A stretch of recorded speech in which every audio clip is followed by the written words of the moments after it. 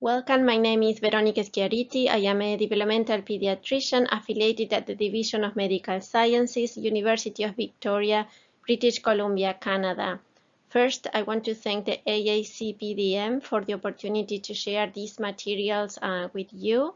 I hope you are all staying healthy and safe. And the title of this e-course is The Human Rights of Children with Disabilities: An Impact on Neurodevelopment During the COVID-19 Pandemic. I have no conflict of interest to declare. I led the development of the ICF courses for children and youth with cerebral palsy. These are open access tools. The ICF incorporates the United Nations Conventions on the Rights of the Child and Persons with Disabilities, so this e-course aligns with the projects that I've been working on for the last 12 years. I am a member of the AACPDM, founding member of the Latin America Academy of Child Development and Disability, and I'm also a member of the International Alliance of Academies of Childhood Disability. I'm part of the planning committee, and I'm observer of WHOFIC, Functioning and Disability Reference Group, as a volunteer. I would like to share some materials that I created related to the ongoing COVID-19 pandemic. And to do so, the objectives of this e-course are to review the human rights of children with or without disabilities and the care team, so the role of the multidisciplinary care team, the human rights of people with disabilities in times of crisis like this one, and to review additional considerations for boys and girls with disabilities during the COVID-19 pandemic and the impact of neurodevelopment. The motivation behind all the materials that I want to share with you is related to this article that I read on the news at the end of January this year, describing that a boy with cerebral palsy was left without caregiver after his father developed a fever. And that was describing the coronavirus outbreak early in China. And in a week, the news went around the world. News like that cause a lot of frustration, and I wonder how to respond as a professional working in the field of childhood disability. Following that, I wrote this editorial that was published in the Developmental Medicine and Child Neurology in early March, called The Human Rights of Children with Disabilities During Health Emergencies: The Challenge of COVID-19. And the objective was to raise awareness about the human rights of kids with disabilities during the COVID-19 pandemic, and to try to avoid that situations like that happened again. The editorial has been translated into 7 languages, and I am grateful to all my colleagues who I collaborate in different countries that helped me translate the content, as you can see in this slide. I want to use the Convention on the Rights of the Child as a framework to cover the objectives of this e-course. So for objective 1, I selected the article number 3, and it says, when adults make decisions, they should think about how their decisions will affect children. All adults should do what is best for children. Governments should make sure children are protected and looked after by their parents or by other people when this is needed. Governments should make sure that people and places responsible for looking after children are doing a good job. Many articles on the Convention are directly related to the role of the multidisciplinary care team. The Convention offers a vision of the child as an individual and as a member of a family and a community, with rights and responsibilities appropriate to his or her age and developmental stage. The Convention recognizes the fundamental human dignity of all children and the urgency of ensuring their well-being and development. It makes clear the idea that a basic quality of life should be the right of all children, rather than the privilege enjoyed by a few. Children have the right to information, to express their opinion, to health, to education, to recreation, like playing, and to social inclusion. The importance of human rights of boys and girls are described in the UNICEF website, and I quote, "Many changes in society, for example, transformation of the family structure, globalization, and climate change, have a disproportionate and often negative impact on children. The healthy development of children is crucial to the future well-being of any society. The actions or inactions of government impact children more strongly than any other group in society. Practically every area of government policy, from education to public health, affects children to some degree, and this is really important during this pandemic. Policy making that fails to take children into account has a negative impact on the future of all members of society. As you all know, the COVID-19 continues to develop with rapid spread across the globe. Overall, there are almost 3 million total confirmed cases around the world, and this is based on the WHO situation report dated April 28th. The majority of cases are mild, but 1 in 6 cases develop a severe clinical presentation. Public health agencies are under pressure to interrupt human-to-human transmission and save lives. And due to this global health emergency, several public health measures are in place, and we're almost living a global quarantine. That's why it is crucial to plan and implement strategies with persons living with a disability and their families. Again, based on the WHO report, almost 90% of the world's students are now affected by nationwide school closures. That's more than 1.5 billion children and youth. It is important to emphasize that during crises or health emergencies, including the COVID-19 pandemic, human rights should be respected. That means that everybody has a right to access healthcare services, so equal access for all, right to be treated with respect and dignity, and right to accessible public health information. That means using subtitle or sign language, braille, easy read format for all cognitive levels.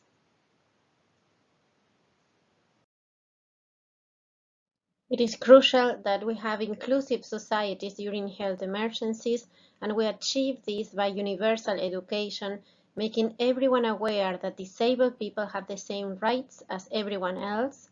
We need to celebrate everybody's abilities, show everyone what disabled people can do, respect their autonomy, and ensure that people with disabilities have active roles in planning public health strategies aimed at disability.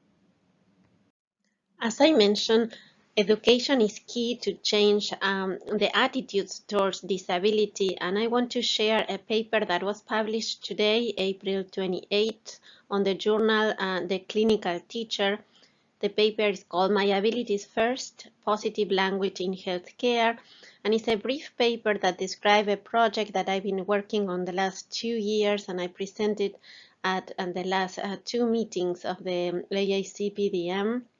And it contains 3 short animations promoting an abilities-oriented approach towards disability. I want to emphasize that I think that education for trainees in medical education, it's important that they start learning about disability and how to change the attitudes towards disability, and also educate the general public and the peers. There's one of the animations directed to school-age children.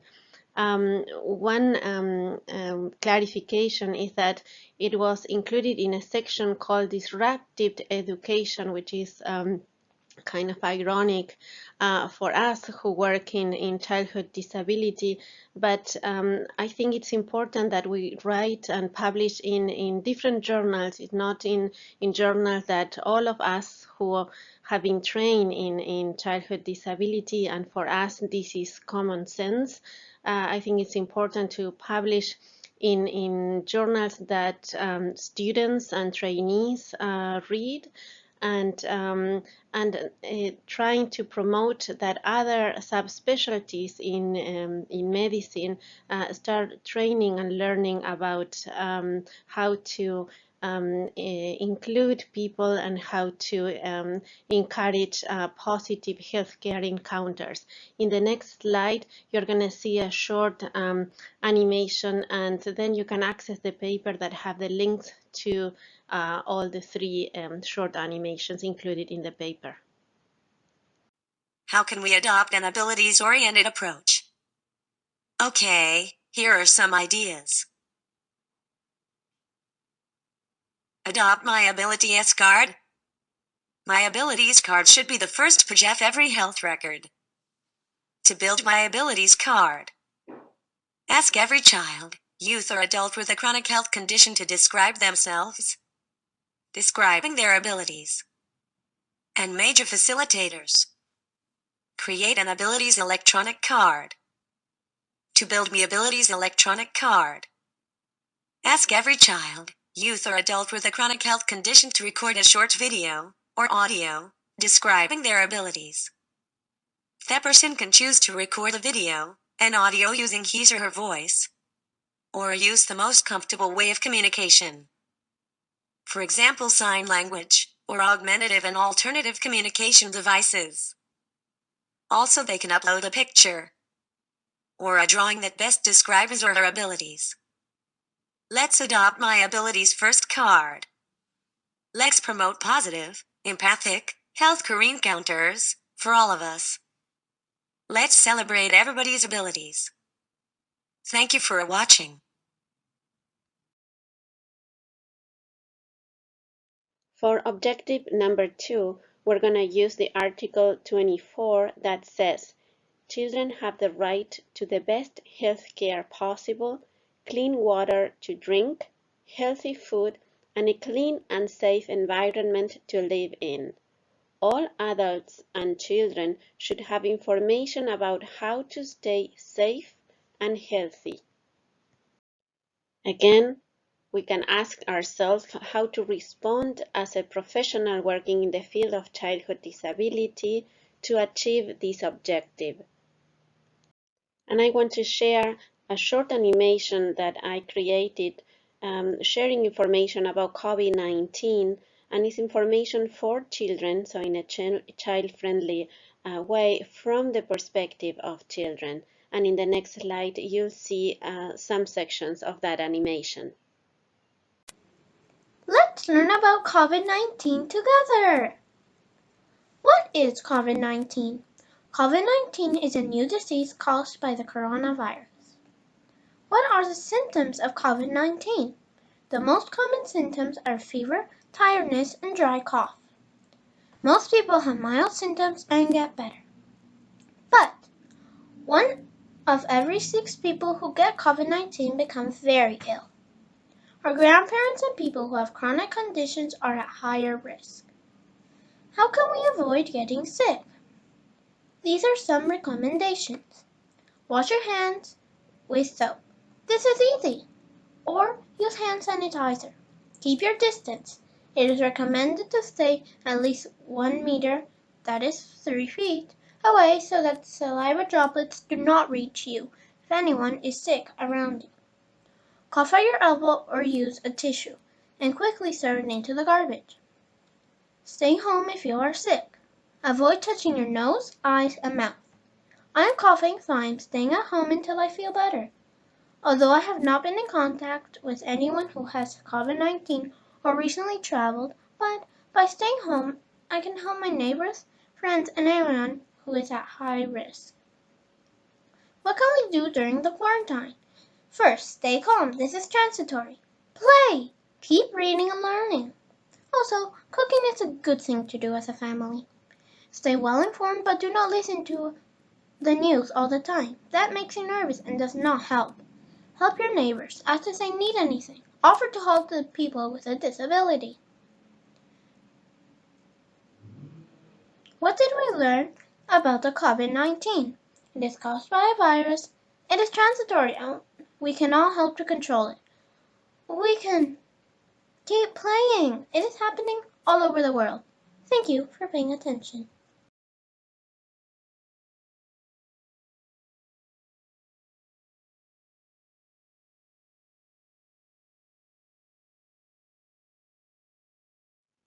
We have learned from previous epidemics and pandemics that outbreaks and health emergencies, such as the ongoing COVID-19 pandemic, pose many ethical and public health questions on how to adequately respond and control transmission. The overall purpose is to keep populations informed and safe.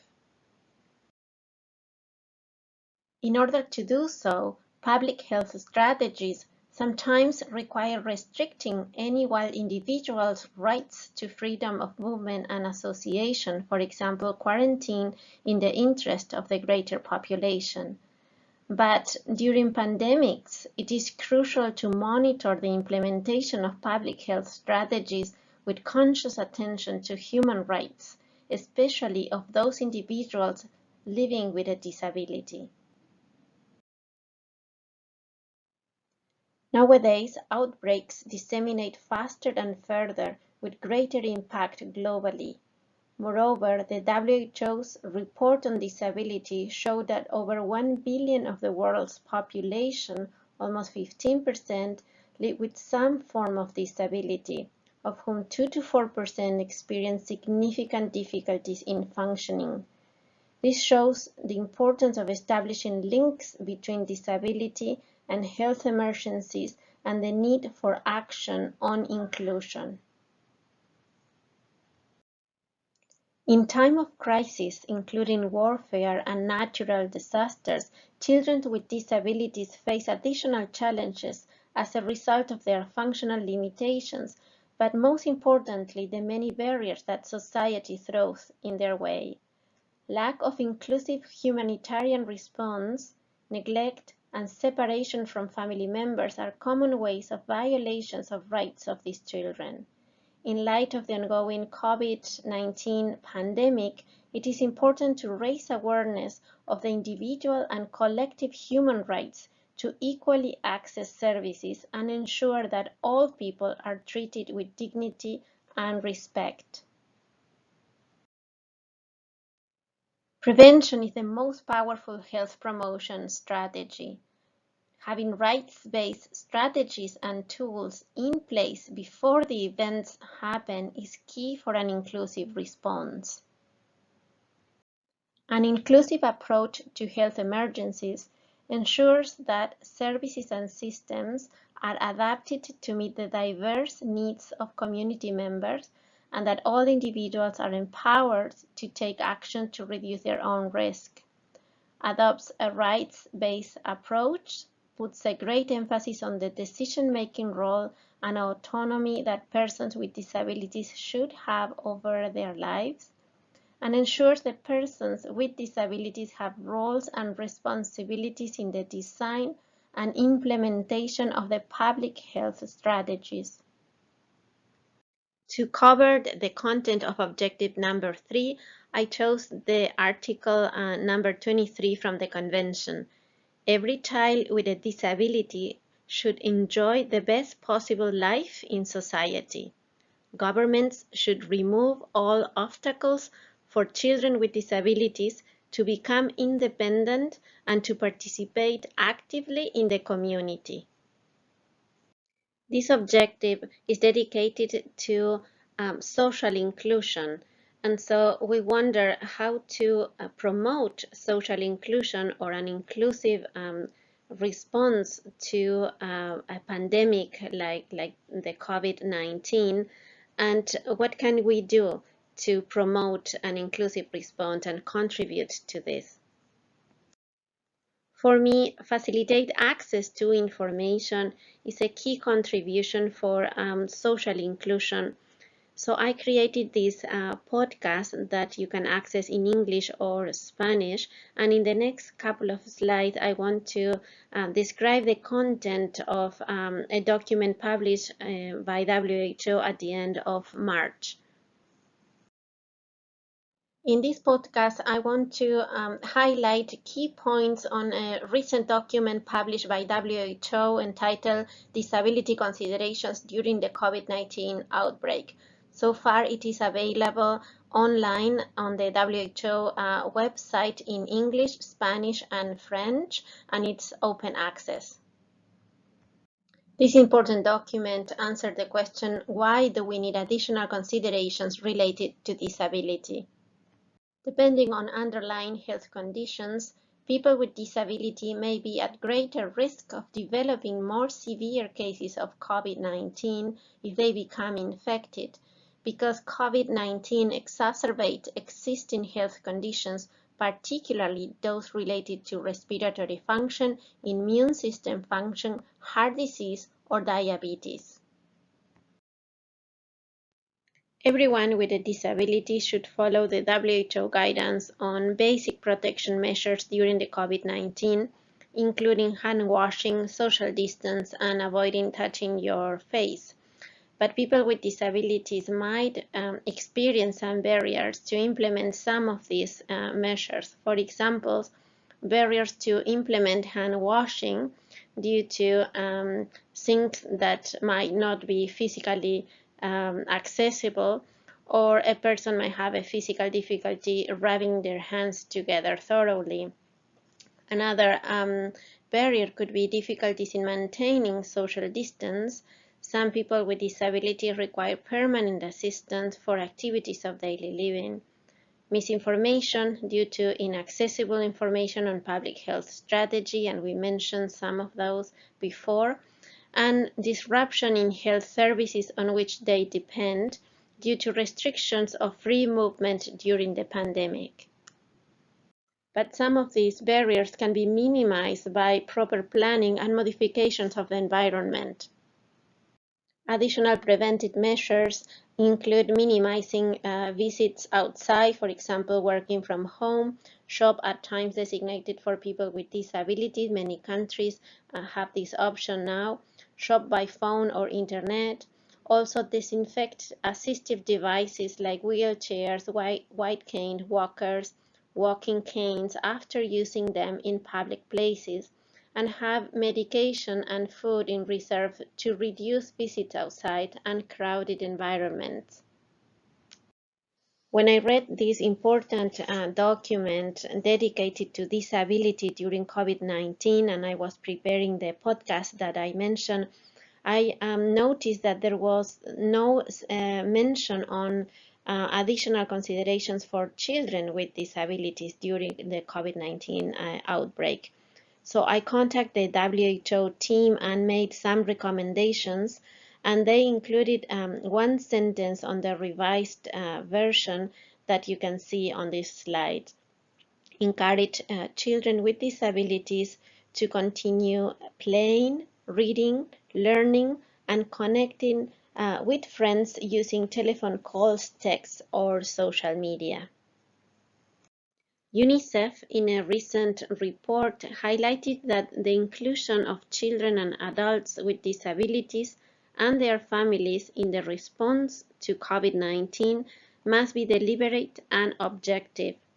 If it's not explicitly included in planning from the beginning, including in the budget and the allocation of resources, there is a risk that people with disabilities will be excluded from prevention and response measures, despite facing a higher risk if they contract COVID-19. On the last section of this presentation, I want to concentrate on COVID-19 and the impact on neurodevelopment. Children with or without disabilities continue to grow and develop during time of crisis like the COVID-19 pandemic. It is essential to keep them well informed, and we talk about that, and encourage them to keep playing, reading, and learning. In addition, it is important to have appropriate measures in schools to ensure continuity of education for students with disabilities who must study at home, and we're going to spend some time talking about that in the next slides. And it is important that children with disabilities maintain a regular program of adapted physical activity at home. A special consideration for families with children with behavioral challenges, including autism spectrum disorder. If your child has behavioral disorders, sudden changes in routines and mandatory isolation could be very challenging. Advocate for flexible outing during quarantine. If social distancing and basic preventive measures can be followed, and this has been done successfully in Spain. I am optimistic that solidarity and global solidarity during the COVID-19 pandemic will bring positive change, and I'm going to focus on academic solidarity. Since the outbreak started in November 2019, there has been a lot of publications, and I'm showing here, like if you run a search in PubMed and you type COVID-19, you get almost 7,000 hits, and this is as today, April 28th. If you limit the search to COVID-19 and child, you get less than 5% of the publications, 260 are dedicated to pediatric population. On average, 6 papers per day are published on COVID-19 and children, and all the content related to COVID-19 are open access. So you can access every journal and every publication that is related to the topic for free. We are learning about the impact of COVID-19 on boys and girls with disabilities, and this information that I'm showing has been posted on the European Academy of Childhood Disability. You can access this on their website. And I'm grateful to all of those that take time and effort to write and summarize information so the rest of the international community can benefit from that knowledge.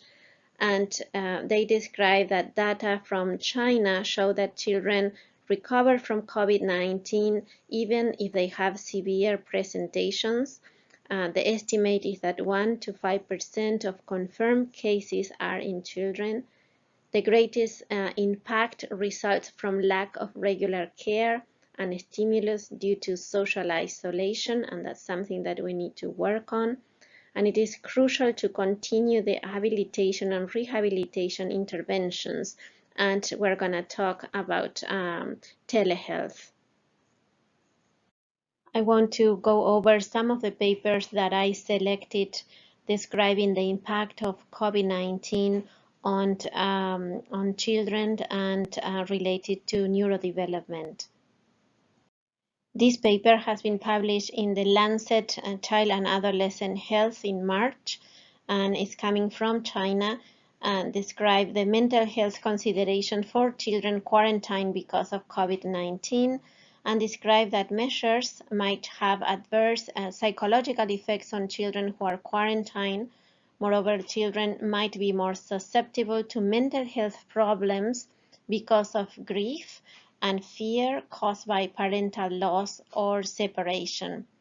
They describe the evidence in the short paper, saying that children who were isolated or quarantined during pandemic diseases were more likely to develop acute stress disorder, adjustment disorder and grief, and post-traumatic stress disorder. They use these strategies knowing this and based on the data that they had, and they propose psychological support via telehealth 24 hours, COVID-19 educational material and with a child-friendly language, having a routine on regular physical activity, and rapid screenings for psychological disorders. They comment that, of course, nationwide it's hard to implement this strategy. There are some provinces that have more resources and so they can keep up with strategies like this, but other provinces might struggle to offer support 24 hours.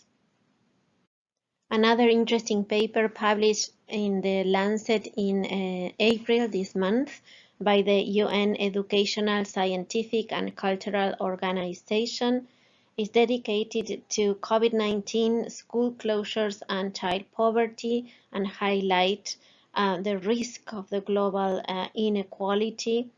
If schools closures continue for a long period of time, could have detrimental social and health consequences for children living in poverty and are likely to exacerbate existing inequalities.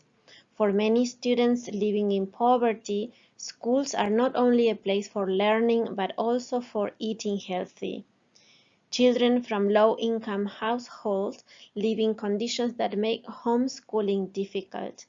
Online learning environments usually require computers and a reliable internet connection, and so that exacerbates the inequalities if kids cannot access the technology that they need for education. The COVID-19 pandemic is expected to lead to a severe economic recession. Previous recessions have exacerbated levels of child poverty with long-lasting consequences for children's health, well-being, and learning outcomes. Another paper published by the same group in the Lancet dedicated to mental health effects of school closures during COVID-19 described that for children and adolescents with mental health needs, school closures mean lack of access to the resources they usually have through schools. It provides evidence coming from a survey conducted in UK, which included almost 2,000 participants up to 25 years of age with a mental illness history. 83% said the pandemic had made their conditions worse. 26% said they were unable to access mental health support.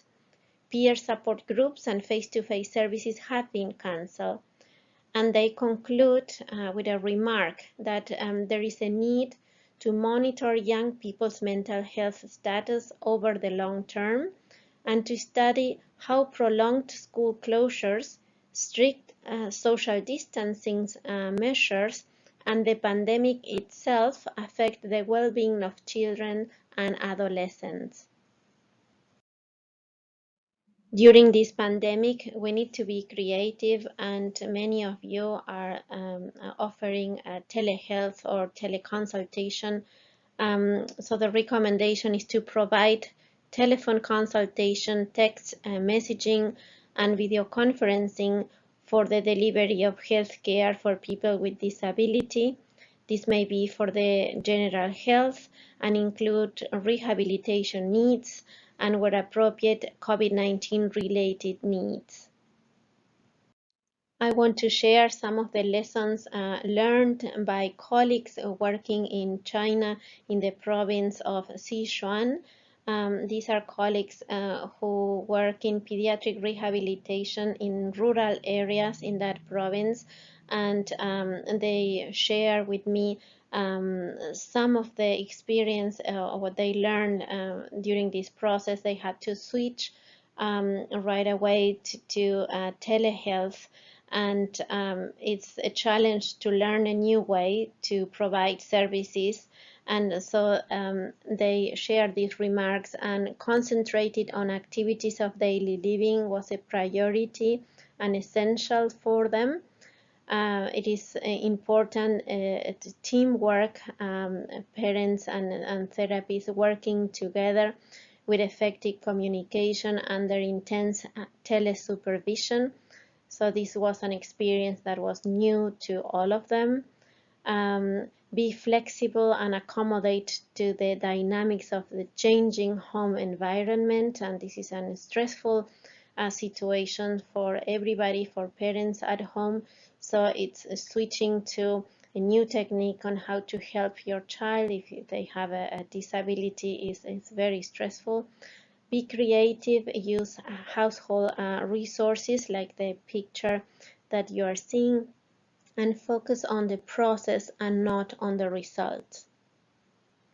As a distance service delivery is required during the COVID-19 pandemic, we can talk about options for providing teleintervention. I just want to mention the routines-based model that many of you might be familiar with, created by Professor Robin McWilliam. He's a professor and department chair in special education and multiple abilities at the University of Alabama.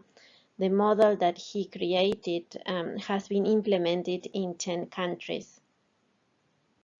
This early intervention model for kids 0 to 5 is a method of providing supports to children with disabilities and their families that focuses on functioning in children and on meeting families' needs. The model bases its training on the child's natural context, thus the house or the school, to support him in his daily routines and activities in order to promote his participation and learning opportunities. The model can be used to deliver useful teleintervention, and teleintervention is defined as the provision of support to families via video conferencing technology. Providers can use Skype, Zoom, FaceTime, or any other method connecting with families via both video and audio. Children do not learn in a session with the professional, but they do it by generalizing the learning in their natural environments and over time. The principles of the routine-based model match the demands of distance service delivery, and that's why I'm mentioning this method as an option for service delivery via telehealth. I want to share this paper that applies the routine-based model in Taiwan. Taiwan has one of the best healthcare systems in the world, and they have been applying the routine-based model for a couple of years now, and also they have adopted the ICF in disability eligibility criteria and service provision. In this paper, they apply the a collaborative home visit program in one region in a rural area of Taiwan, and the study included 26 families, and they follow up the families for 3 months. The intervention arm received home visits based on the routine-based model, and the other arm, the regular intervention. It's just a social worker visiting the families. The participants, the children, had motor delays, and it was the first RCT in Taiwan assessing this collaborative intervention. And finally, this article accepted for publication in the Journal of Physical and Occupational Therapy in Pediatrics. The paper describes the initiative of colleagues from ALDIT that propose that during the COVID-19 pandemic, if this is a good time for implementation of home programs for children's rehabilitations in low and middle income countries, showing that colleagues in the region are addressing this issue, that we need to continue to deliver services, and mainly to vulnerable populations living in low and middle income countries. And we hope that this will start a dialogue and ideas on how to implement low-cost interventions and how to collaborate with families to keep delivering good services. It is important to review some recommendations to minimize the psychological impact of COVID-19 on children with or without disabilities, and this is a collaboration from Israel and China. Talk to children about their fears and concerns related to COVID-19. Play collaborative games to decrease loneliness. Play games that stimulate physical activity like dancing. Listen to music and sing to reduce stress. Pay attention to sleep hygiene related to nightmares and fears. Use relaxation methods like yoga and mindfulness. And maintain a positive attitude. This is for caregivers and adults. Set an example for children. In summary, I think there are many ways that we can contribute to minimize the impact of COVID-19 on children with disabilities and their families, and I have a couple of slides and final recommendations. We need to understand that this is a global historical event, and you can see pictures here of public playgrounds that are temporarily closed, and I wonder what the impact of this change in the environment will have on neurodevelopment of children with and without disabilities. Following the Convention on the Rights of the Child, I think we need to learn from the kids, and I want to propose that we should promote and facilitate that boys and girls with disabilities have the opportunity to give their opinions and share freely with others what they think and feel during the COVID-19 pandemic. I want to end with a call for action. Despite the COVID-19 pandemic, let's collaborate so all children with or without disabilities enjoy their rights, all children with or without disabilities enjoy their childhood, all children with or without disabilities keep playing, learning, and socializing, and families keep enjoying raising their children, including the extended family, and we can innovate and call it telefamily. Once more, let's keep our colleagues and communities well informed. That's the way to keep them healthy and safe. All the knowledge translation materials that I have mentioned during the presentation are open access and have been posted on the majority of the websites of the childhood disability academies that you can see here, and of course in the developmental medicine and child neurology. These are the references that I mentioned during the presentation, and you can also access them on the reading material that you will receive, the links to all the podcasts and the publications and articles that I mentioned. We have a lot to learn from kids and their creativity in times of COVID-19.